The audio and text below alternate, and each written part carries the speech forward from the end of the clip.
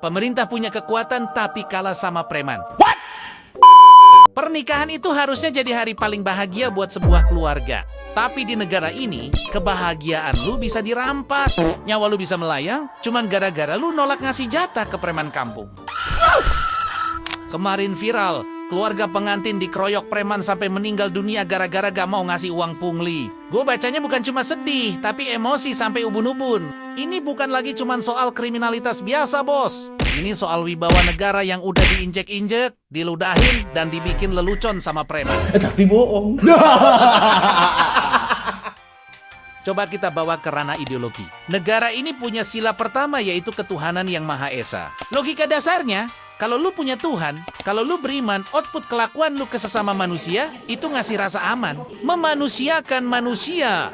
Dan mari kita jujur-jujuran aja. Kasus preman ini bukan barang baru. Ini penyakit purba yang dipelihara. Dari zaman batu sampai zaman artificial intelligence, premanisme di Indonesia itu eksis dan jadi rahasia umum. Preman parkir, preman pasar, preman hajatan, semua modusnya sama yaitu pungli berdalih keamanan. Pertanyaannya, keamanan dari siapa? Ya dari mereka sendiri. Lu bayar mereka biar lu nggak diganggu sama mereka.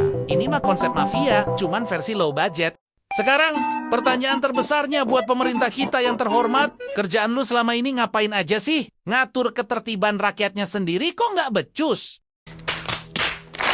Gue sebagai rakyat yang taat hukum kadang mikir, pemerintah itu punya power, punya undang-undang, punya aparat, punya senjata, punya penjara, tapi kok bisa kalah sama preman yang modalnya cuma peluit, suara sember, sama tato naga yang udah luntur jadi cacing tanah. Kalau hukum dan negara beneran hadir, preman-preman cecunguk ini nggak bakal punya nyali buat ngeroyok orang di siang bolong. Dan ada satu lagi plot twist hukum di Konoha yang bikin gue sering istighfar sambil kaya. Taruhlah lu muak di palak. Lu kebetulan punya nyali, lu bela diri, lu hajar balik tuh preman. Karena dia mulai duluan dan mau nyelakain keluarga lu.